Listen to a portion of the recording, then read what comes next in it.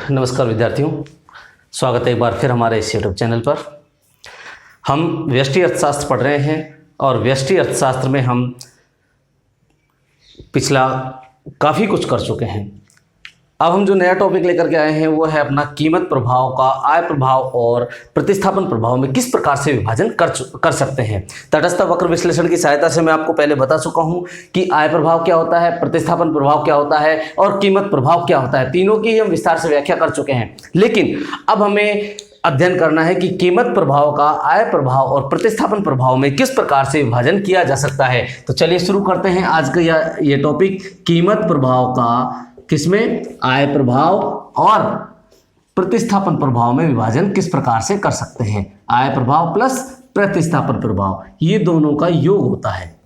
कीमत प्रभाव, आय प्रभाव और प्रतिस्थापन प्रभाव का योग होता है। इसको अपन प्राइस इफेक्ट कहते हैं, इसको अपन सब्स्टिट्यूशन इनकम इफेक्ट कहते हैं और इसको हम कहते हैं सब्स्टिट्यूशन इफेक्ट कहते हैं। कीमत प्रभाव किसी वस्तु की या एक वस्तु की कीमत में परिवर्तन होने के परिणाम स्वरूप वह अन्य वस्तुओं की तुलना में या अन्य वस्तुओं से सापेक्षिक रूप से सस्ती हो जाती है और सस्ती होने के परिणाम स्वरूप जो उपभोक्ता के संतुलन पर प्रभाव पड़ता है उसे हम क्या कहते हैं, कीमत प्रभाव कहते हैं। इसी प्रकार आय में परिवर्तन होने के परिणाम स्वरूप जो उपभोक्ता के संतुलन पर प्रभाव पड़ता है उसे आय प्रभाव कहते हैं। और एक वस्तु के सस्ती या महंगी होने के परिणाम स्वरूप उस वस्तु के व्यक्तिगत वस्तु के उपभोग पर जो प्रभाव पड़ता है उसको हम प्रतिस्थापन प्रभाव कहते हैं। तो हमने कीमत प्रभाव, आय प्रभाव, प्रतिस्थापन प्रभाव को पढ़ा। हमने ये भी पढ़ा कि कीमत प्रभाव कीमत प्रभाव, आय प्रभाव, प्रतिस्थापन प्रभाव ये हम दो विधियों से देख सकते हैं। एक तो है हमारा हिक्स विधि से, एक है स्लट्स की विधि से। हम पहले स्लट्स की विधि से व्याख्या करेंगे, हिक्स विधि से करेंगे, फिर उसके बाद में स्लट्स की विधि से व्याख्या करेंगे। तो सबसे पहले हम लेके चलते हैं जे.आर. हिक्स विधि से इसकी व्याख्या, किसकी, कीमत प्रभाव की प्रतिस्थापन प्रभाव और आय प्रभाव में विभाजन किस प्रकार से किया जा सकता है। तो विद्यार्थियों, दो प्रकार की वस्तुएं मैंने आपको बताई थी। एक वस्तु होती है सामान्य वस्तुएं, पीछे वीडियो जाकर के देखिए, सामान्य वस्तुओं के बारे में मैंने बताया था। और दूसरी मैंने बताई थी आपको निम्न कोटि की वस्तुएं। निम्न कोटि की वस्तुएं मुख्य रूप से ये दो होती हैं। और फिर हम अभी आगे पढ़ेंगे तो इसमें एक और आपको मिल जाएगा गिब्सन वस्तुएं, जिसको निम्न कोटि की वस्तुओं का ही एक रूप माना गया है। तो मैं आपको समझाऊंगा कि सभी निम्न कोटि की वस्तुएं हैं, गिब्सन वस्तुएं नहीं होती, लेकिन गिब्सन वस्तुएं हैं जो सभी निम्न कोटि की वस्तुएं होती हैं। तो ये किस प्रकार से होती हैं ये आगे हम वीडियोस में देखेंगे, लेकिन अभी हमें सिर्फ सामान्य वस्तु और निम्न कोटि की वस्तुओं के बारे में अध्ययन करना है और इनके बारे में हमें कीमत प्रभाव का आय प्रभाव, प्रतिस्थापन प्रभाव में व्याख्या करनी है। अधिकांश क्वेश्चन इनमें से आते हैं, गिब्सन के बारे में भी अपन बात करेंगे। मैंने आपको बताया था जब सामान्य वस्तुओं की व्याख्या करते हैं तो ये आय प्रभाव पर निर्भर करता है, उपभोक्ता की आय पर निर्भर करता है कि सामान्य वस्तुएं सामान्य होंगी या निम्न कोटि की वस्तुएं होंगी। तो जब आय प्रभाव धनात्मक होगा, आय प्रभाव धनात्मक होगा, पॉजिटिव होगा, तो उस स्थिति में वस्तुएं कैसी होंगी, सामान्य होंगी। यदि आय प्रभाव ऋणात्मक होगा तो वस्तुएं कैसी होंगी, निम्न कोटि की होंगी।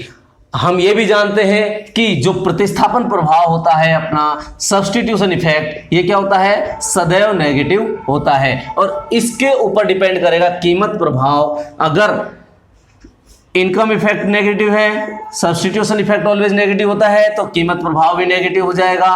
और अगर आपका आय प्रभाव धनात्मक है, आय प्रभाव पॉजिटिव है और इसके साथ साथ आपका सब्स्टिट्यूशन इफेक्ट नेगेटिव है, अब डिपेंड करेगा कि कीमत प्रभाव किस प्रकार का होगा, कि धनात्मक आय प्रभाव ज्यादा है या कम है। अगर आय प्रभाव धनात्मक ज्यादा है ऋणात्मक प्रतिस्थापन प्रभाव से, तो उस स्थिति में आपका कीमत प्रभाव जो है कैसा हो जाएगा, धनात्मक हो जाएगा और वस्तुएं गिब्सन कहलाएंगी। ठीक है। और अगर आपका आय प्रभाव कम है, किससे, ऋणात्मक प्रतिस्थापन प्रभाव से, तो उस स्थिति में कीमत प्रभाव ऋणात्मक होगा, वस्तुएं कैसी कहलाएंगी, निम्न कोटि की वस्तुएं कहलाएंगी। आपके इनकम इफेक्ट पर डिपेंड करता है। चलिए शुरू करते हैं, इसको व्याख्या करते हैं डायग्राम की सहायता से कि किस प्रकार से हम इनका विभाजन कर सकते हैं। सबसे पहला अपन लेते हैं कीमत में वृद्धि होने पर। सामान्य वस्तुओं की स्थिति की बात कर रहे हैं हम। सामान्य वस्तुओं की स्थिति में हम दो प्रकार से देखेंगे, एक तो होता है कीमत में वृद्धि होने पर, एक होता है कीमत में कमी होने पर। सबसे पहले हम सामान्य वस्तुओं में कीमत में वृद्धि होने की स्थिति की व्याख्या करेंगे। सामान्य वस्तुओं में कीमत में वृद्धि, सामान्य वस्तुओं में कीमत में वृद्धि। डायग्राम अपना पहले जैसे बनाए थे, बड़ा डायग्राम बनाएंगे, आपको अच्छे से ज़्यादा समझ में आएगा। ये आपका ग्राफ बना दिया है, इधर ओरिजिन है, इधर एक्स एक्सिस है, इधर वाई एक्सिस है। इधर उपभोक्ता एक्स वस्तु का उपभोग कर रहा है और इधर उपभोक्ता जो है वाई वस्तु का उपभोग कर रहा है। ध्यान से देखिएगा, लेबलिंग बहुत जरूरी है। मैं आपको पिछले जितने भी वीडियो बताए हैं उनमें सब में बताया है कि डायग्राम की लेबलिंग करना बहुत बहुत बहुत जरूरी है। अगर आप लेबलिंग नहीं करते हैं तो आपका डायग्राम आधा सा वहीं गलत माना जाएगा और आपके मार्क्स कट जाएंगे। तो इसको बहुत ध्यान में रखना है। हमारे पास में उपभोक्ता की बजट रेखा में आपको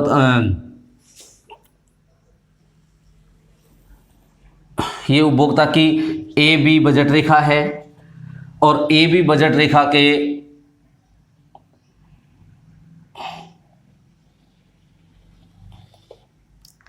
इस ई बिंदु पर उपभोक्ता संतुलन की स्थिति में है। ये IC1 है। अभी देखिएगा, उपभोक्ता एक्स वस्तु की X1 और वाई वस्तु की Y1 वस्तु मात्राओं का उपभोग कर रहा है, या हम इसको ये कह सकते हैं कि K वस्तुओं का उपभोग कर रहा है। माना कि X वस्तु, price of X increases, X वस्तु की कीमत में क्या हो गई, वृद्धि हो गई। तो हम देखेंगे X वस्तु की कीमत में वृद्धि होने के परिणाम स्वरूप X वस्तु जो है पहले की तुलना में Y वस्तु से महंगी हो जाती है और महंगी होने के कारण उपभोक्ता क्या करेगा, X वस्तु की मात्राओं का उपभोग घटा देगा। ध्यान से समझिए, जब कीमत बढ़ेगी वस्तु महंगी होगी, वस्तु महंगी होने पर उसका उपभोग क्या हो जाएगा, घट जाएगा। उपभोग घटने के परिणाम स्वरूप क्या हो जाएगा, प्राइस बढ़ी, और प्राइस बढ़ने के साथ साथ क्या हुआ, क्वांटिटी ऑफ X डिक्रीजेज। देखिएगा, क्वांटिटी ऑफ X क्या हो जाएगा, घट जाएगा। क्वांटिटी घटने पर नई हमारी बजट रेखा जो बनेगी वो लगभग क्या बन जाएगी, AB1 बन जाएगी। और इसके किसी ये E1 बिंदु पर उपभोक्ता संतुलन की स्थिति में आ जाएगा। अब देखिए, यहां तक हमारा कीमत प्रभाव की व्याख्या कर रहा है ये, कि कीमत में परिवर्तन हुआ, कीमत में परिवर्तन होने के परिणाम स्वरूप KL, इसको हम L मात्रा से दर्शा देते हैं। कीमत में परिवर्तन हुआ, उसके परिणाम स्वरूप उपभोक्ता की संतुष्टि में क्या हो गई, कमी हो जाती है। उपभोक्ता की संतुष्टि में कमी हो गई। लेकिन हिग्स कहता है कि यदि किसी वस्तु की कीमत में कमी या वृद्धि होने के परिणाम स्वरूप उपभोक्ता की संतुष्टि में परिवर्तन होता है, तो क्या करें, उपभोक्ता की जो मौद्रिक आय है उसमें इतना क्षतिपूर्वक परिवर्तन कर दिया जाए कि उपभोक्ता पहले वाले संतुष्टि के स्तर को ही प्राप्त करने लगे। तो हम ये कहेंगे कि यदि उपभोक्ता को इतनी आय दे दी जाए, मौद्रिक आय इतनी दे दी जाए, क्योंकि इसको वास्तविक आय में कमी हो गई है, इसलिए क्या हुआ है, उसकी जो उपभोग मात्रा है उसमें कमी हुई है। यदि उपभोक्ता क्या करेगा, इसके बराबर हम पैरेलल एक लाइन खींचेंगे, इसको हम इस तरह से ले लीजिए। ये थोड़ा सा ट्रिपिकल है, ध्यान से समझना, डायग्राम समझ में आ जाएगा आपको तो सब चीज़ समझ में आ जाएगी। डायग्राम ही मेन इंपॉर्टेंट चीज़ होती है।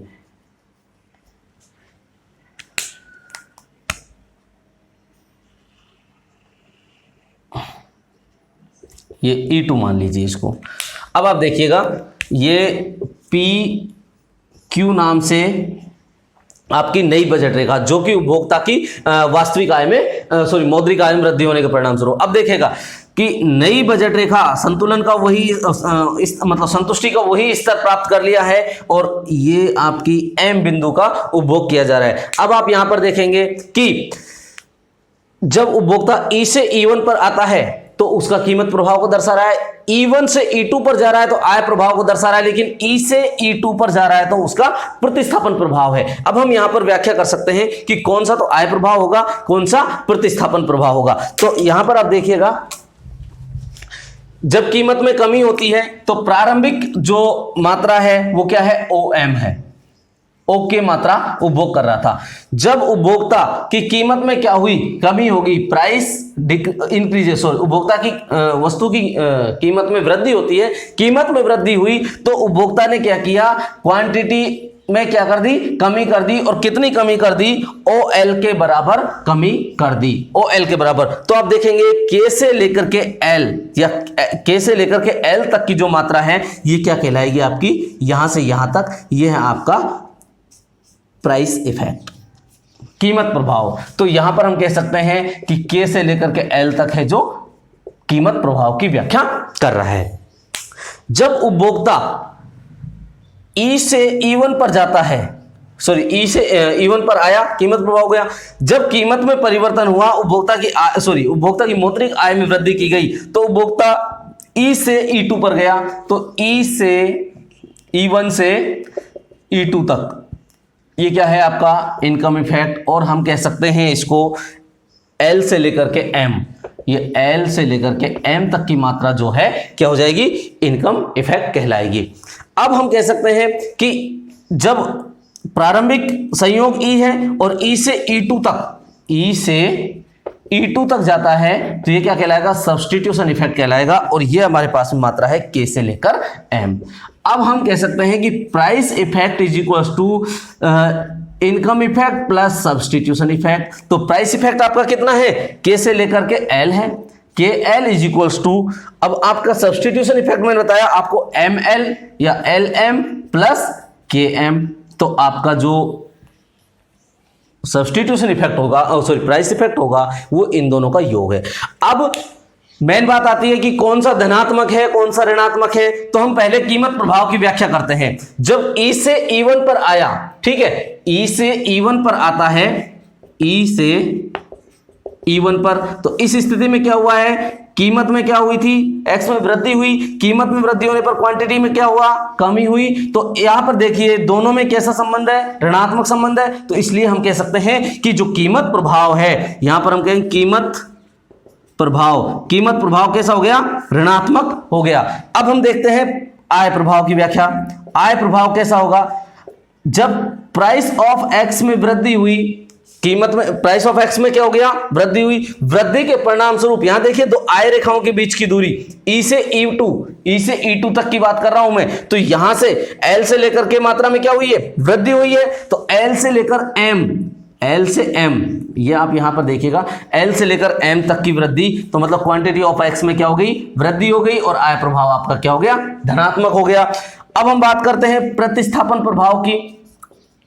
प्रतिस्थापन प्रभाव कैसा होगा, प्रतिस्थापन प्रभाव जब कीमत में क्या हो रहा है, वृद्धि हो रही है, कीमत में वृद्धि हुई, प्रारंभिक संतुलन रेखा आपकी संतुलन बिंदु E है, और E से E2 तक का चलन मैंने आपको यहां पर समझा दिया है। E से E2 तक का चलन मतलब K से लेकर के M तक का चलन, K से लेकर के M तक का चलन। तो ये क्या हो जाएगा, क्वांटिटी ऑफ X में क्या हुई है, कमी हुई है, और दोनों में क्या हो गया, ऋणात्मक संबंध है, इसलिए ये क्या हो जाएगा, ऋणात्मक हो जाएगा। तो हम कह सकते हैं सामान्य वस्तुओं की स्थिति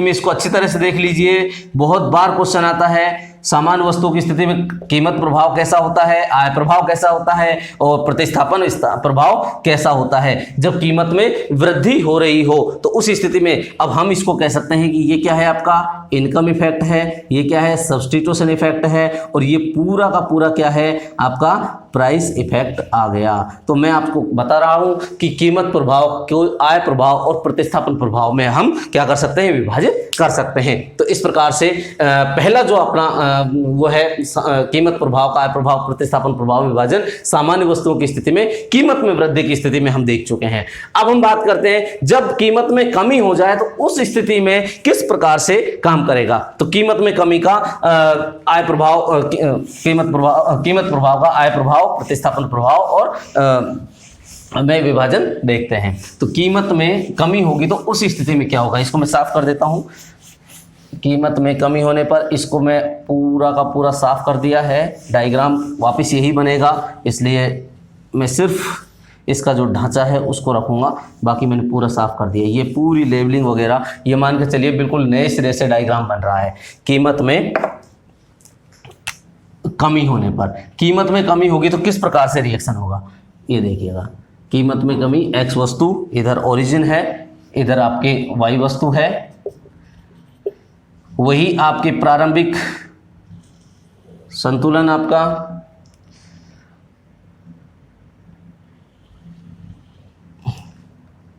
ये आपका तटस्थ वक्र बन जाएगा,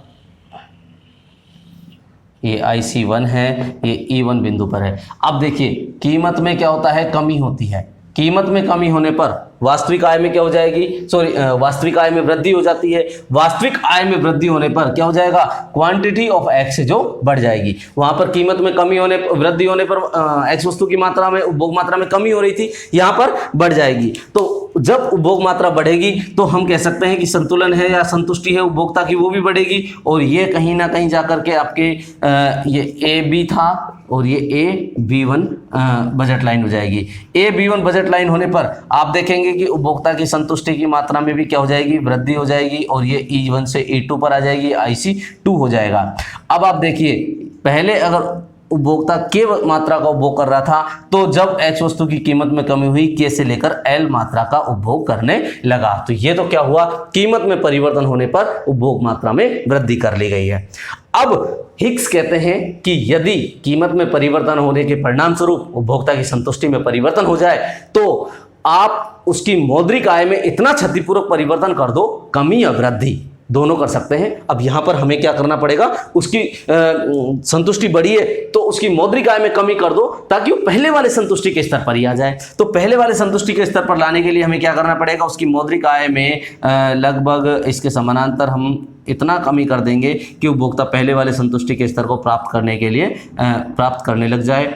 और पहले वाला संतुष्टि का स्तर प्राप्त करने के लिए हमने ये PQ बजट रेखा दोनों समानांतर होंगी, और ये कहीं ना कहीं E3 बिंदु पर एक दूसरे से मिलेंगी। और जो नया संतुलन बिंदु E3 होगा, उसके बाद में आपकी उपभोग मात्रा M मात्रा तक उपभोग मात्रा हो जाएगी। अब ये डायग्राम हमारा ऑलमोस्ट कंप्लीट है। अब मैं आपको बताता हूं कि यहाँ पर कीमत प्रभाव, प्रतिस्थापन प्रभाव या आय प्रभाव कौन से होंगे। तो यहाँ पर सबसे पहले हम बात करते हैं कीमत प्रभाव की। कीमत प्रभाव, देखिए कीमत में कमी होने से पहले उपभोक्ता OK मात्रा का उपभोग कर रहा था। जब कीमत में कमी हुई, प्राइस कमी हुई, क्वांटिटी में क्या हुआ, वृद्धि हुई, और उपभोक्ता क्या करने लगा, O से लेकर के L मात्रा का उपभोग करने लगा। तो कीमत प्रभाव हो गया हमारा K से लेकर के L तक। और देखिएगा ये क्या है, नेगेटिव रिलेशन है, इट मींस ये आपका नेगेटिव हो जाएगा। फिर बात करते हैं आय प्रभाव की। आय प्रभाव क्या होगा, कीमत में क्या हुई, कमी हुई, और इसके परिणाम स्वरूप कीमत में कमी हुई, और कीमत में कमी होने पर देखिए E2 से E3, यहां हम लिख सकते हैं E1 से E2, E1 से E2 तक चलन, ये क्या है, कीमत प्रभाव है। E2 से E3 तक चलन आय प्रभाव कहलाएगा। और यहां पर आप देखेंगे कीमत में कमी हुई है तो आय में भी कीमत में कमी होने का आय प्रभाव क्या होगा, यहां पर उपभोग मात्रा में L से लेकर के M तक कमी हो जाती है। तो L से लेकर के कमी हुई, ये कीमत मांग मात्रा कम हो गई, L से लेकर M कम हुई, और ये क्या हो गया, दोनों में धनात्मक संबंध है, इसलिए ये पॉजिटिव हो गया। हम बात करते हैं प्रतिस्थापन प्रभाव की।